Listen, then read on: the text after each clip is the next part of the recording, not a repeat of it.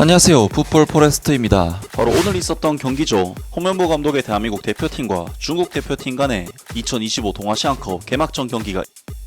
이번 경기에서 우리나라 대표팀이 상대하는 중국 대표팀은 현재 FIFA 랭킹 94위 자리에 위치한 23위 우리나라 대표팀보다는 한참 낮은 레벨의 팀으로서 우리나라 대표팀은 중국 대표팀과 월드컵 2차 예선에서 맞붙어 2전 전승을 거뒀을 뿐만 아니라 우리 대표팀은 중국 대표팀을 상대로 무려 15년 동안 단 한 번도 패배하지 않은 천적과도 같은 전적을 가지고 있는 팀이기 때문에 이번 동아시안컵 경기 역시 우리나라 대표팀에게 압도적인 우세를 점칠 수 있는 경기라고 할 수가 있었습니다. 하지만 그나마 중국 대표팀에게 해볼 만한 부분이라면 이번 동아시안컵 대회는 말 그대로 동아시아권 선수들이 참여하는 대회로서 우리나라 대표팀의 수많은 유로파 선수들이 모조리 빠지게 된다는 부분인데, 중국 대표팀은 애초에 유로파 선수들이 전혀 없는 선수 구성이기 때문에 이번 경기는 월드컵 예선보다는 양팀의 전력 차이가 상당히 좁혀진 상황에서 치러지는 경기라고 할 수가 있는데요. 우리나라 대표팀은 역대 동아시안컵에서 5회나 우승을 차지하면서 명실상부한 동아시안컵 최강의 팀이긴 하지만 가장 최근에 있었던 대회에서는 일본 대표팀에게 밀려서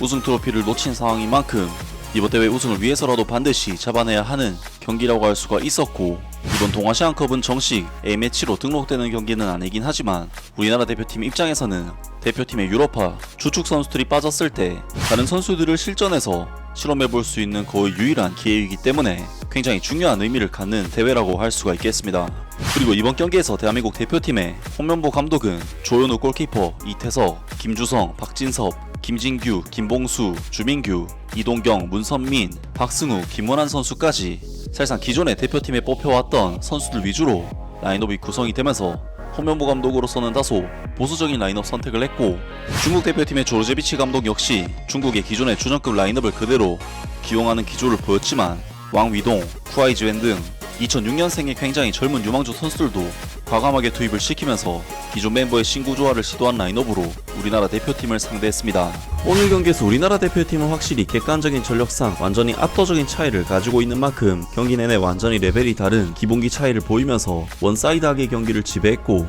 전반전 슈팅 숫자 면에서 5대2, 유효슈팅 숫자는 3대0, 볼점률 수치 면에서도 55대 45를 기록하는 등 모든 데이터 수치 면에서 중국 대표팀을 능가하는 경기력을 보여줬습니다. 우리나라 대표팀은 초반 중국의 축구 신동, 왕위동 선수가 한 차례 우리나라 대표팀의 측면 수비 라인을 흔드는 플레이가 나오면서 수비적으로 불안한 모습을 보이기도 했지만 거의 대부분의 경기 시간 동안 중국 대표팀을 상대로 완전히 압살하는 경기력을 보이면서 중국 대표팀이 자신들의 페널티 박스 안에서 벗어나지도 못하게 가둬놓는 좋은 경기력을 보여줬는데요. 우리나라 대표팀은 상당히 높은 라인을 통해 중국 대표팀의 진영에서 볼을 소유를 하면서 볼 소유권을 내주는 상황이 거의 나오지 않는 거의 절정의 볼 소유 능력을 보여줬고, 중국 대표팀에게 패스가 끊기는 상황이 나오면 재차 압박을 통해 또다시 볼 소유권을 가지고 오는 움직임을 선수들이 보여주면서 우리나라 대표팀 선수들이 확실히 체력적으로나 실력적으로 중국 대표팀 선수들을 압살하는 클래스를 가지고 있다는 것을 증명하는 경기력을 발휘를 해냈습니다. 그리고 사실 이러한 경기 양상은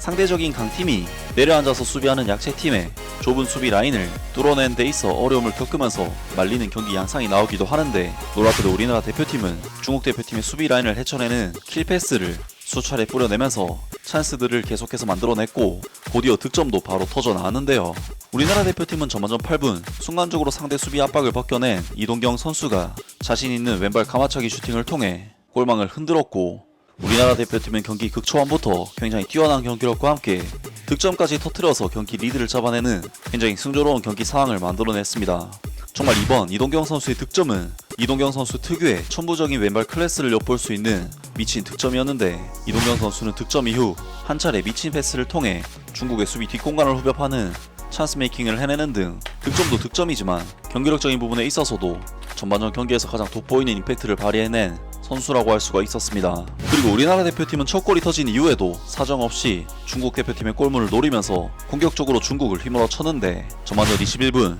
레프트백인 이태석 선수의 크로스를 주민규 선수가 헤더로 밀어 넣었고, 우리나라 대표팀은 전반전 20분 시점 만에 스코어를 2대0으로 만들면서 초반부터 경기 승기를 잡아냈습니다. 그리고 우리나라 대표팀은 전반전 후반부에도 김진규 선수가 대지를 가르는 킬패스를 통해 찬스 메이킹을 해내는가 하면 후반전 추가 시간에도 김진규 선수가 또다시 킬패스를 통해 찬스를 만드는 등 추가적인 득점은 터지지 않았지만 계속해서 중국 대표팀을 위협하는 좋은 경기력을 보인 끝에 2대0의 스코어로 굉장히 순조롭게 전반전 경기를 마무리했습니다. 사실 우리나라 대표팀은 중국 대표팀과 압도적인 전력 차이를 가지고 있는 팀인 것은 맞지만 동아시안컵에서만큼은 그래도 양팀의 전력 차이가 상당히 좁혀진 상황에서 치러지는 경기인 만큼 꽤나 고전을 해왔던 것도 사실인데, 이번 경기에서 우리나라 대표팀이 보여준 압도적인 경기력은 그러한 부분에서 굉장히 의미가 큰 긍정적인 요소라고 할 수가 있었고, 무더위로 지친 팬들에게 정말 시원함을 선사하는 좋은 경기 내용이었다고 평가를 할 수가 있겠습니다. 하지만 중국 대표팀은 역시나 특유의 거친 축구 스타일을 통해 우리나라 대표팀 선수들을 위협해 왔는데, 중국 대표팀의 수비수 가오테니 선수는 이동경 선수의 발을 고의 쪽으로 밟는 정말 정신나간 반칙을 저지르면서 우리나라 대표팀의 에이스 선수를 축구 외쪽으로 견제를 했고, 만날 때마다 거친 플레이로 우리 선수들을 위협했던 중국 대표팀은 오늘도 여지없이 우리나라 선수들을 괴롭히는 비신사적인 만행을 저질렀습니다. 사실 가오테니 선수의 이 장면은 이동경 선수의 공이 떠난 지가 한참 됐는데도 뒤늦게 들어와서 발을 밟았기 때문에 고의성이 너무나도 티나는 장면이라고 할 수가 있었는데, 가오테니 선수는 결국 옐로 카드를 받으면서 남은 60분여의 경기를 치르게 됐는데요. 그리고 가오테니 선수는 이후에도 문선민 선수의 발을 고의적으로 밟는 등 카드를 받고도 화를 주체하지 못하는 비신사적인 행위를 계속해서 이어가는데요. 그리고 우리나라 대표팀은 후반전에도 중국 대표팀을 압살하는 경기력을 보여주면서 계속해서 지배하는 경기를 했는데, 우리나라 대표팀은 전반전 초반 박스 안에서 완벽한 찬스를 잡은 이동경 선수가 자신 있는 왼발 슈팅을 시도한 것이 살짝 빗나가면서 찬스가 무산되긴 했지만, 경기 시간 55분 코너킥 상황에서의 세컨볼을 수비수인 김주성 선수가 침착하게